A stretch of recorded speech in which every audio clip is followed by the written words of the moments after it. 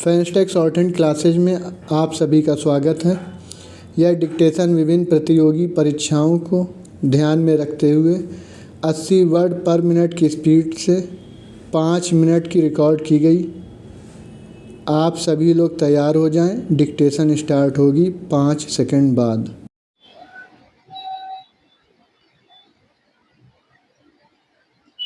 हिंदी के मूर्धन्य कवि सोहनलाल द्विवेदी ने जिस महान व्यक्ति का वर्णन करते हुए ऐसा लिखा है, वे कोई और नहीं बल्कि भारत के राष्ट्रपिता मोहनदास करमचंद गांधी हैं।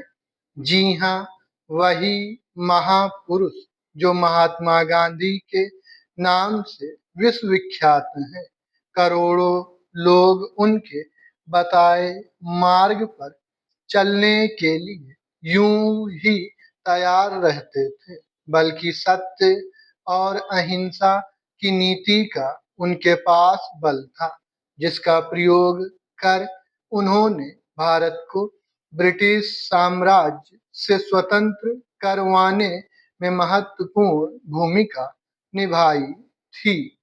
महात्मा गांधी का जन्म 2 अक्टूबर 1869 को गुजरात के पोरबंदर नामक स्थान पर एक समृद्ध परिवार में हुआ था। उनके पिता करमचंद गांधी पोरबंदर के दीवान थे। उनकी माता पुतलीबाई अत्यंत धार्मिक प्रवृत्ति की महिला थीं। घर के धार्मिक परिवेश का प्रभाव मोहनदास पर भी पड़ा और उन्होंने राजनीति में आने के बाद भी धर्म का साथ नहीं छोड़ा। गांधी जी की प्रारंभिक शिक्षा पोरबंदर के ही एक स्कूल में हुई। प्रवेश परीक्षा के बाद उन्हें उच्च शिक्षा के लिए भावनगर के श्यामल दास कॉलेज में भेजा गया, किंतु वहां उनका मन नहीं लगा। बाद में उनके भाई लक्ष्मीदास ने उन्हें बैरिस्टर की शिक्षा प्राप्त करने के लिए इंग्लैंड भेज दिया।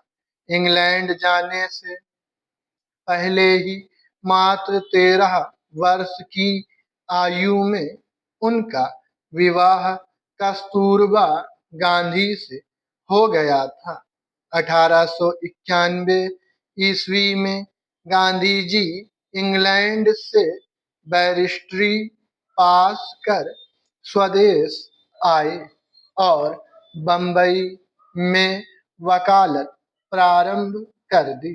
गांधी जी के सामाजिक क्रांतिकारी जीवन का शुभारंभ 1893 ईस्वी में तब हुआ जब उन्हें एक मुकदमे के सिलसिले में दक्षिण अफ्रीका जाना पड़ा।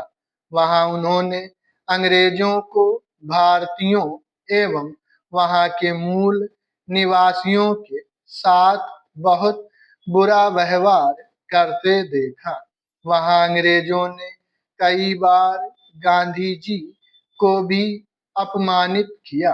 उन्होंने अंग्रेजों के अपमान के विरुद्ध मोर्चा संभालते हुए अपने विरोध के लिए सत्याग्रह एवं अहिंसा का रास्ता चुना।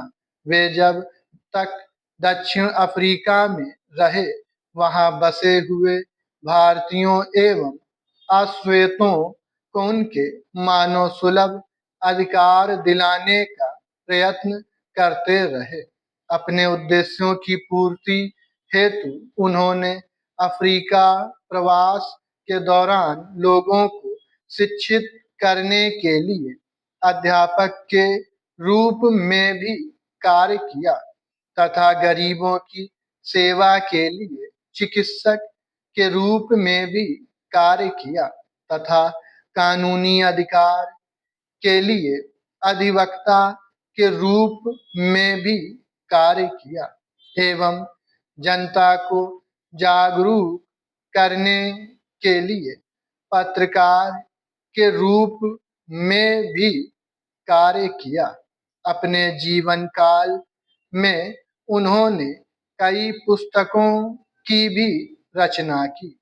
माई एक्सपेरिमेंट्स विद ट्रुथ उनकी विश्व प्रसिद्ध आत्मकथा है। स्टॉप।